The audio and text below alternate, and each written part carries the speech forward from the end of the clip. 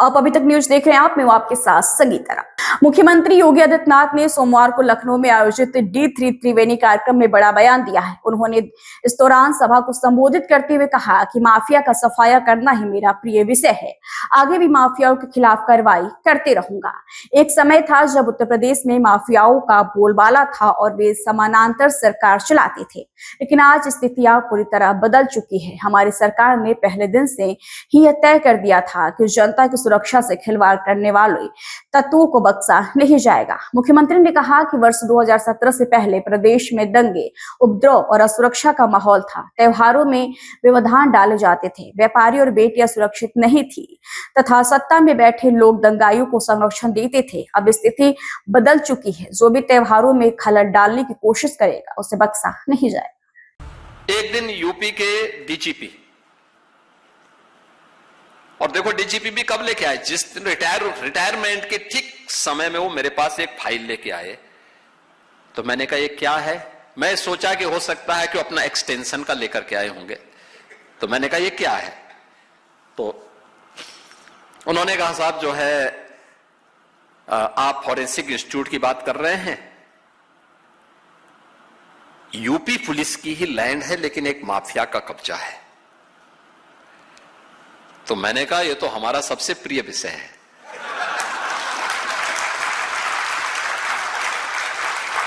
तो वो हंसे, उन्होंने कहा क्या मतलब। मैंने कहा बस मुझे दे दीजिए, मैं इसको ठीक करवा देता हूं। भी मैंने कागज निकाले उसके। फिर मैंने कहा रेवेन्यू बोर्ड में किस अधिकारी ने इसके पक्ष में किया था, कब किया था, निकालो उसकी पूरी कुंडली निकाल दो। निकाला, बोर्ड ऑफ रेवेन्यू के चेयरमैन को बुलाया। मैंने कहा तत्काल इसको स्टे करो। वो हाई कोर्ट गया, मैंने इधर FIR लॉन्च करवाई और फिर वहां पे अगले दिन हमारा बुलडोजर पहुंच गया। उत्तर प्रदेश विधानसभा चुनाव 2027 में समाजवादी पार्टी से गठबंधन को लेकर कांग्रेस सांसद इमरान मसूद का बड़ा बयान सामने आया है। उन्होंने कहा है कि कौन कितनी और किन सीटों पर चुनाव लड़ेगा, इसका फैसला दोनों दल आपस में बैठ कर लेंगे। आपसे कोई सीट नहीं मांग रहा है। सीटें मांगना और सीटें देना इन दिनों ही शब्दों पर मुझे ऐतराज है। कांग्रेस सांसद ने यूपी चुनाव में सपा के साथ गठबंधन में सीटों के बंटवारे को लेकर हो रही चर्चाओं पर जवाब देते हुए कहा कि मांगना और देना मुझे दोनों समझ नहीं आता। कोई और मांगेगा क्यों और कोई देगा क्यों, ये सब टेबल पर बैठकर तय किया जाता है कि क्या करना है। इन शब्दों पर मुझे ऐतराज है। लड़ाई राहुल जी लड़ने का काम कर रहे हैं। बार बार कह रहा हूं कि बंगाल के बाद अब सोचने का समय नहीं है, अब एकजुटता के साथ लड़ाई लड़ने का समय है। अब इस प्रकार के शब्दों को इस्तेमाल ना करेंगे, हम एक दूसरे के ऊपर दूसरे को आहत करने का काम करें। ना लेना ना देना ये शब्द नहीं होते हैं, तय करना होता है आपस में बैठ करके। तो कैसे तय होगा? वो पार्टी नेतृत्व तय करेगा। पार्टी नेतृत्व तय करे, ये पार्टी नेतृत्व तय। हमने इतनी सीटें छोड़ दी, क्यों छोड़ दी भाई, हम इतनी सीटें ही दे सकते हैं, आपसे मांग कौन रहा।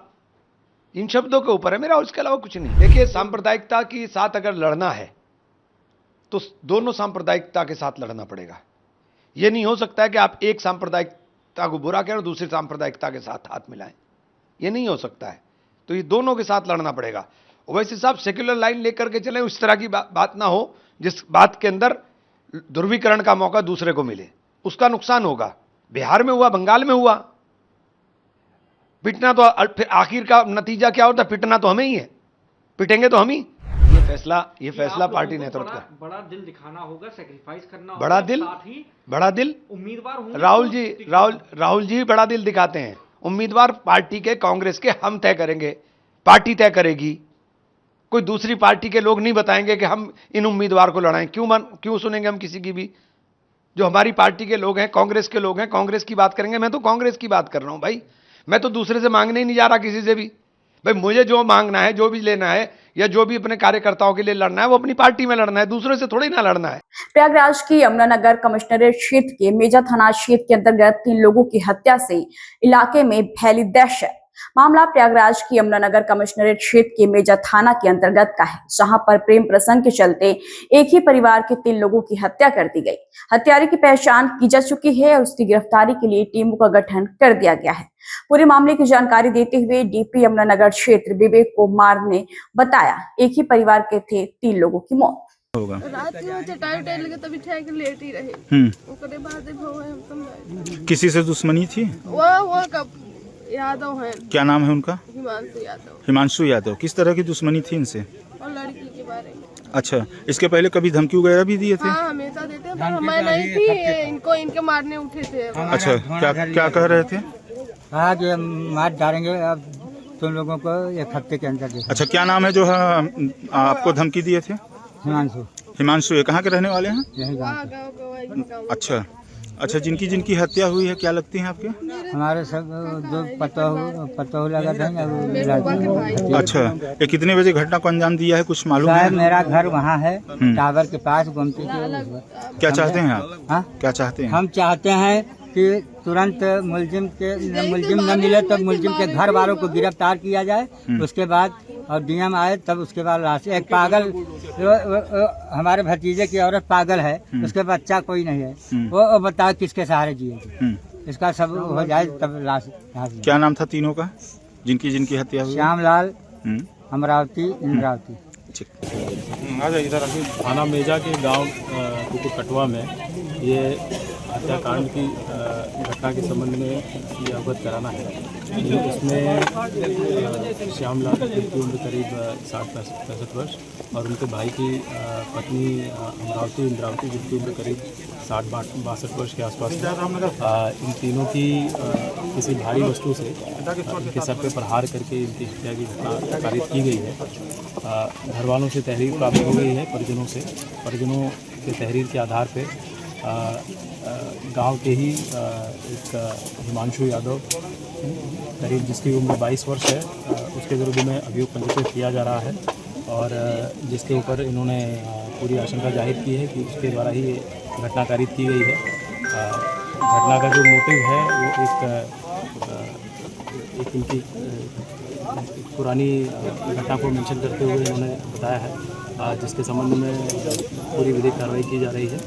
साथ में जो अभियुक्त है उसके विरुद्ध गिरफ्तारी एवं जितनी कड़ी कार्रवाई है वो सुनिश्चित की जा रही है। सर, परिजनों का कहना है कि ये जो लड़का है आदमी प्रसंग करता था, वो किसी प्रेम प्रसंग होगा, कुछ ऐसा कोई मामला है क्या सर? जी, इसी कॉन्टेक्स्ट में उन्होंने बताया है। इनके घर के ही एक लड़की के संबंध में उन्होंने पूरी घटना के बारे में बताया है और इसके संबंध में जो नामजद अभियुक्त है उसके विरुद्ध में कार्रवाई की जा रही है।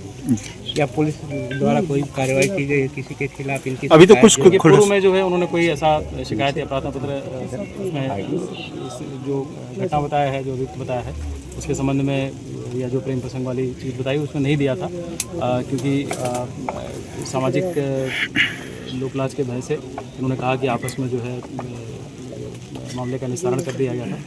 परंतु आज ये घटना जब कारित की गई तो उसके संबंध में जो तहरीर प्राप्त हुई है वो उसमें मुकदमा पंजीकृत किया जा रहा है और सारी कार्रवाई की जा रही है। इसके पहले और कार्रवाइयाँ हुई थी? इसके पहले कोई कार्रवाई एक IRS का संज्ञान में आया है किसी के संबंध में, हाँ, जिसके संबंध में जो रिपोर्ट लगाने वाले सब इंस्पेक्टर हैं उनके विरुद्ध निलंबन की कार्रवाई की जा रही है। और इसके अतिरिक्त जो घटना हुई है, घटना के संबंध में यहाँ पे SOG सर्विलांस टीम सारी लगी हुई है और वो सारी कार्रवाई पूर्ण कर रही है। खबर पीलीभीत से है, जहां पर चौक बाजार में एक आवारा कुत्ते के हमले के कारण स्कूटी सवार युवती सड़क पर गिरकर गंभीर रूप से घायल हो गई।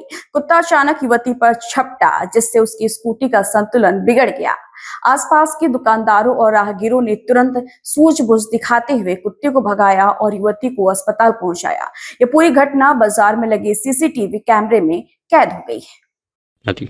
भैया जी थी, मैं अपनी दुकान पर बैठा हुआ था, अचानक से एकदम एक स्कूटी से 2 लड़कियां थी, वो एकदम उसका क्या नाम है, एक कुत्ता आया था, उसने एकदम हमला कर दिया था।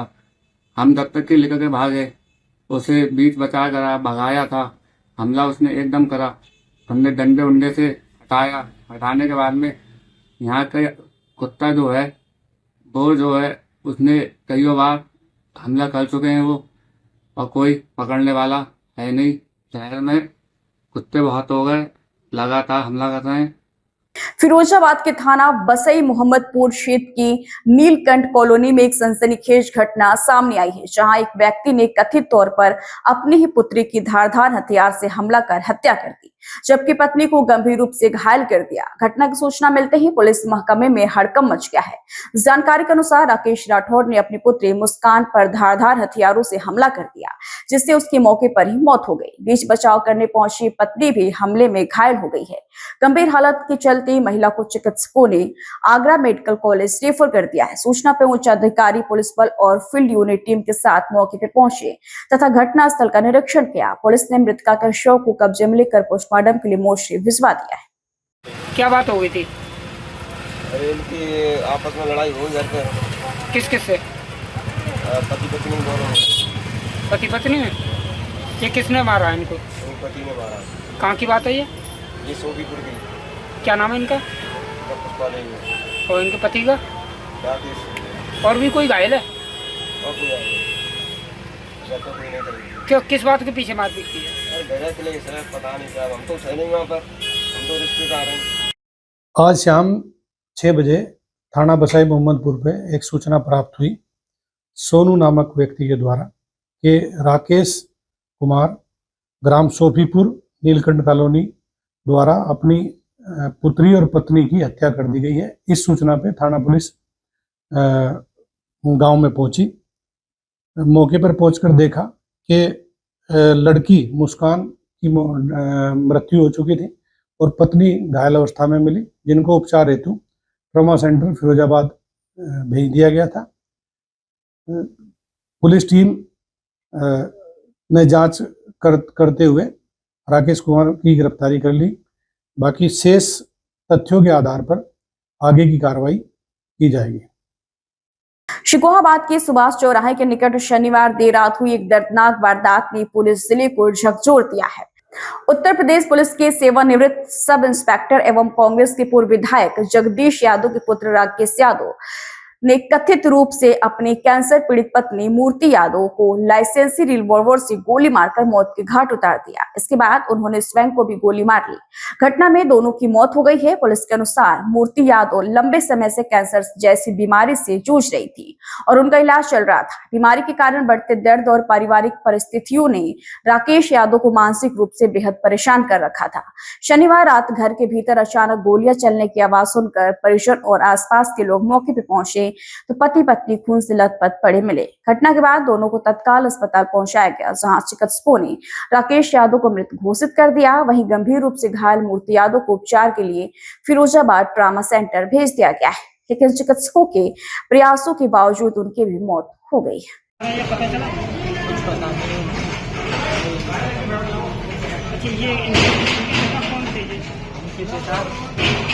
1980 से 85 तक विधायक रहे थे जगदीश यादव कांग्रेस से, और ये डायनी गांव के हैं। एक पूर्व प्रधान भी थे राकेश यादव जी थे, इनके उत्तर प्रदेश पुलिस में ये रिटायर्ड सब इंस्पेक्टर थे और अभी वकालत भी कर रहे थे। इनके फादर पूर्व विधायक कांग्रेस से।